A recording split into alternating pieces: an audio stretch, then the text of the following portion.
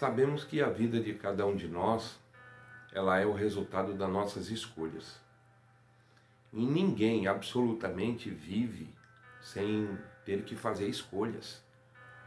Sabemos que logo pela manhã, quando assim acordamos, pelo dom da vida, pela misericórdia de Deus, nós já temos que fazer algumas escolhas. Escolha de levantar-se no momento que o relógio desperta ou simplesmente dormir um pouco mais. E pela manhã nós traçamos projetos que nós temos que fazer durante aquele dia que Deus está nos permitindo acordar. E logo pela manhã você vai ter que escolher o quê? Uma roupa para você poder colocar, vestir naquele dado dia. Se você vai fazer uma faculdade, você tem que fazer uma escolha que faculdade você vai fazer. Então, tudo na nossa vida depende de uma escolha.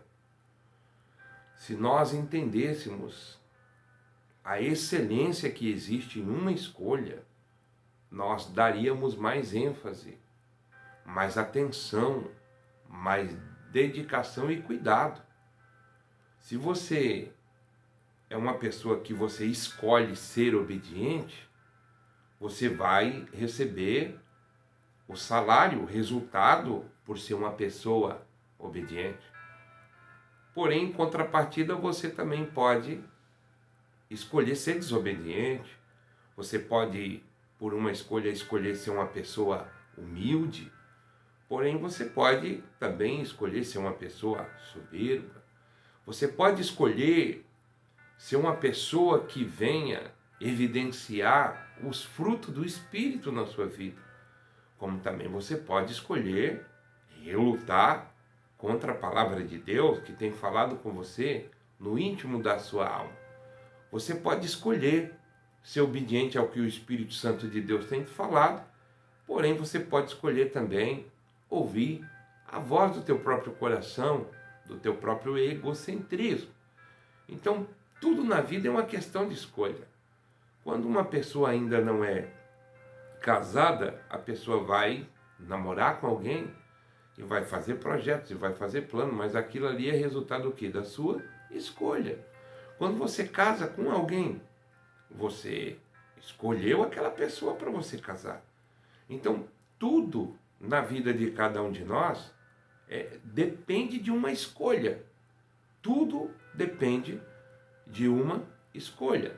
Você pode escolher viver uma vida indevocional, ler a palavra, obedecer a palavra, orar, se comunicar com Deus em uma transmissão assim, uma comunicação de uma transmissão de valores de Deus para a sua vida através do que Ele fala para você pela palavra. E isso se dá pela comunhão, pela intimidade. Quem tem intimidade é próximo do outro. Louvado seja Deus. Ou como você pode escolher também viver uma vida distante da oração. Escolher não ler a palavra, não buscar em Deus orientação. Então, tudo é uma questão de escolha. Você pode escolher obedecer, você pode escolher desobedecer. Porém, em tudo você tem que arcar com as consequências. Quando uma pessoa ela comete um crime pela primeira vez, aquela pessoa ali ela vai ser classificada pela lei como uma pessoa que é réu primária. Por quê? Ela não cometeu nenhum crime até então, nem grave, nem médio, nenhum crime simples, porque ela simplesmente é uma pessoa que é réu primária, né?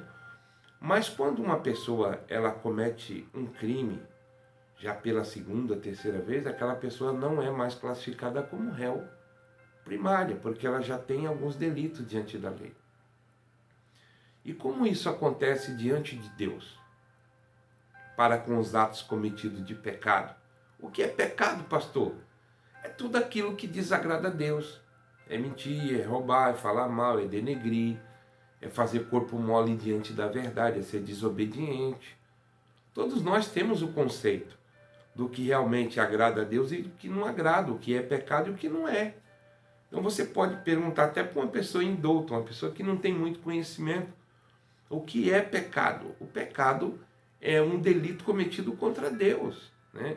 Um pecado praticado é como um crime cometido diante da lei dos homens. Então tudo você tem que estar dentro de um parâmetro de lei, de conjunto de regras, para que se mantenha a ordem.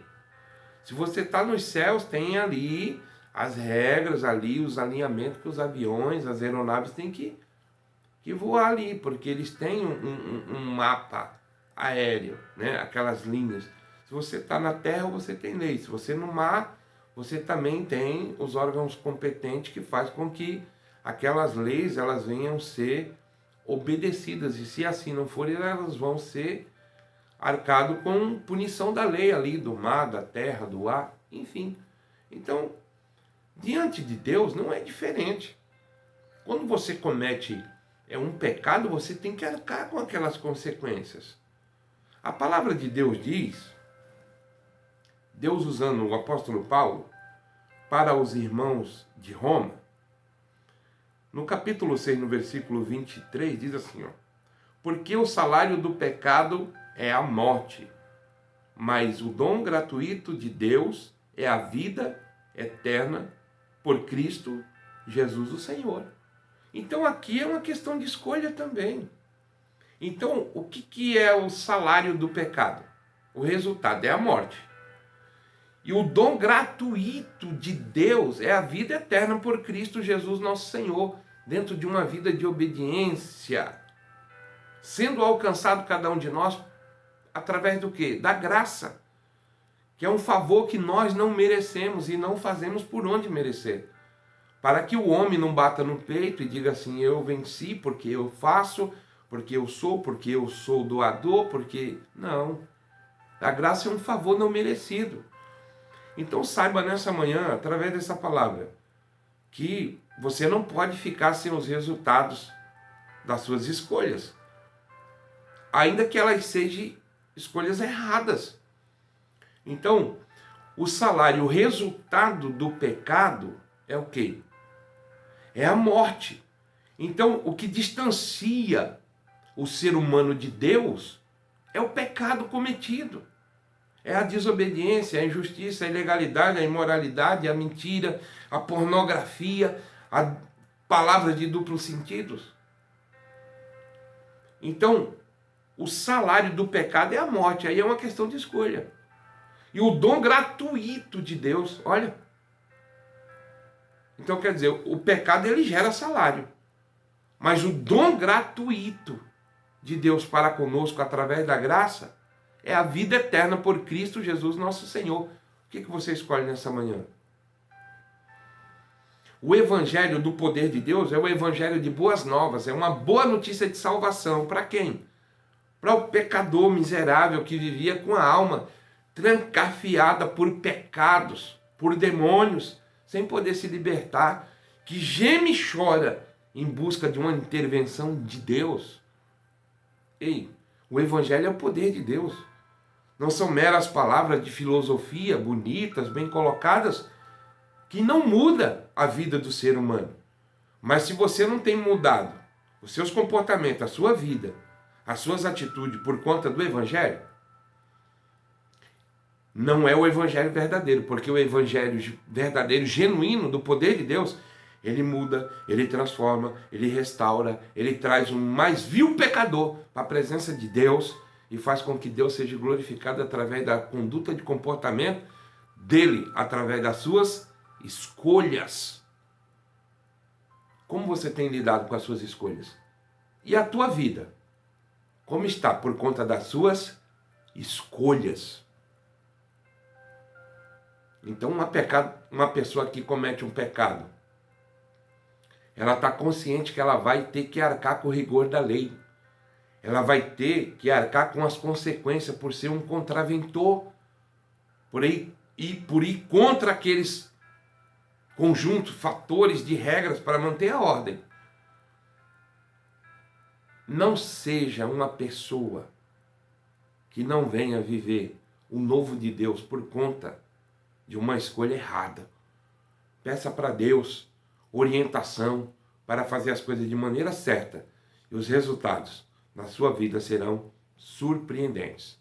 Lembre-se, o pecado gera a morte, mas o dom gratuito de Deus é a vida eterna por Cristo Jesus nosso Senhor.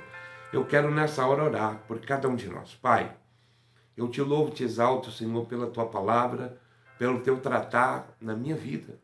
Que eu venha a ser transformado através, Senhor, da tua palavra. Que minhas atitudes venham a ser novas, em nome de Jesus Cristo, Senhor. E que as minhas escolhas venham estar pautadas naquilo que o Senhor tem me orientado, em nome de Jesus. Lembre-se, você, eu, nós somos os resultados das nossas escolhas. Deus abençoe hoje e sempre.